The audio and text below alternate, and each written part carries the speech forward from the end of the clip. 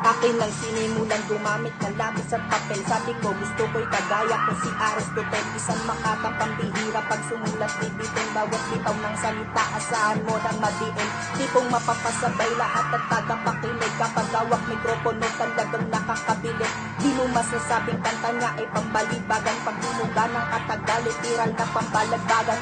Kaya inaral ko kung paano gumawa ng awit. Kahit nagkakanda putol na yung gamit kong pangguhit. Tinuloy-tuloy ko lang kahit papel man ay mapunit. Dahil sa agos ng pawis, tila isang basong tubig. Ako ay simpleng tao na katulad ng iba. Merong isang talento na palagi kong dala-dala. Kahit saan man lumapat ay kaya makipagsabayan. Gustong makapilang sa larangan ng mga mahusay. Kaya sa bagong hamon muli akong papalag upang makita rin ako, mapakinggan ng lahat na kahit ako'y baguhan. Kayang-kaya magsulat ng mga salitang tinugma kung tawagin ay tula. Saludo sa mga bago, mga datihan. Kung di kayo napakinggan, baka hindi ko din alam kung paano gumawa ng rap. Kahit na ako ay hirap, kinakapos sa hininga. Sige, bitaw lang ng bitaw.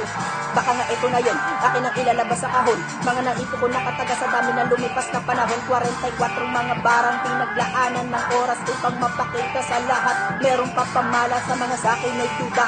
Hindi naniniwala, pakinggan nyo muna to. Bakit ikimambungangala kayo mapapala? Kakahila pababa pagkat ako ay aangat. Hatakin nyo paman sa hita sa mga bata. Tulad ko na may ganito din pangarap, ituloy-tuloy nyo lang. Wala na rin makakaawat dahil tayo papalarin. Di man ngayon dumating, basta lagi mo lang sipagan. Kilusan mo lang din kahit merong mapanlait. Ugali, tubod ang pangit, huwag kang magpapaka-apekto. Huwag mo nang papansinin, dapat lagi ng diretso. Kahit meron pang humarang, tatama ka sa huli.